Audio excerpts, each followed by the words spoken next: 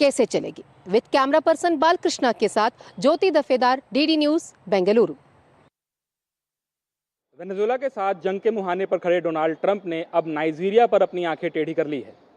Venezuela जहां drug cartels को लेकर लगातार अमेरिकी निशाने पर है, तो ईसाइयों के उत्पीड़न को मुद्दा बनाकर ट्रंप ने नाइजीरिया को खरी खोटी सुनाई है।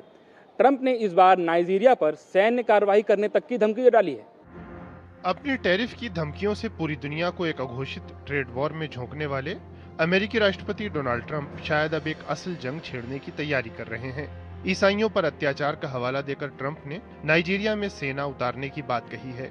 उन्होंने धमकी भरे अंदाज में कहा कि अगर नाइजीरिया में ईसाइयों पर अत्याचार बंद न हुआ तो नाइजीरियाई सरकार को दी जाने वाली सभी आर्थिक और सैन्य सहायता रोक दी जाएगी। ट्रंप ने ट्रुथ सोशल पर लिखा कि अगर जरूरत पड़ी तो अमेरिका गन के साथ नाइजीरिया में कार्रवाई करेगा और उन इस्लामिक आतंकवादियों का सफाया कर देगा जो ईसाइयों पर हमला कर रहे हैं। ट्रंप ने कहा कि उन्होंने अपने डिपार्टमेंट ऑफ वॉर को संभावित सैन्य कार्रवाई की तैयारी के भी आदेश दे दिए हैं। राष्ट्रपति डोनाल्ड ट्रंप की धमकी के बाद नाइजीरियाई प्रशासन बचाव की मुद्रा में आ गया है। देश को धार्मिक रूप से असहिष्णु कहने पर नाइजीरिया के राष्ट्रपति अहमद टिनुबू ने कहा कि हमारे देश की पहचान धार्मिक स्वतंत्रता और समानता पर आधारित है। नाइजीरिया किसी भी धार्मिक उत्पीड़न को बढ़ावा नहीं देता है। दरअसल नाइजीरिया में धार्मिक हिंसा का इतिहास पुराना है। देश की 22 करोड़ आबादी लगभग बराबरी से मुस्लिम और ईसाई समुदाय में बटी हुई है। देश में बोको हराम जैसे कट्टरपंथी इस्लामी संगठन लंबे समय से हिंसा कर रहे हैं।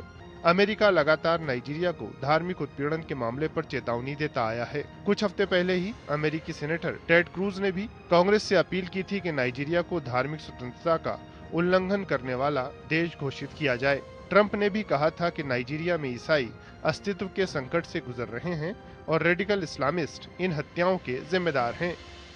नाइजीरिया में धार्मिक हिंसा का पुराना इतिहास रहा है। एक रिपोर्ट के मुताबिक साल 2025 में ही 7,000 से अधिक ईसाइयों की हत्या की जा चुकी है।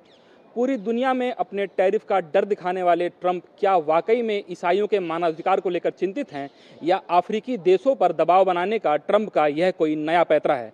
प्रशांत तिवारी, डीडी न्यूज के लिए।